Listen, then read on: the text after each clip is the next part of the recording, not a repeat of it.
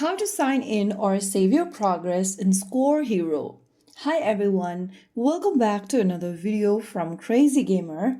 If you're worried about losing your hard-earned goals in Score Hero, then you can easily sign in and save your progress so that you can play on any devices without losing your game. So in order to do that, first of all, open the Score Hero game on your device and wait for the main menu to load. Once you're inside this homepage or the lobby screen, go ahead and tap on your profile icon at the top right corner and click on Settings. Inside the Settings menu, look for Sign in with Google option and tap on it and click Yes.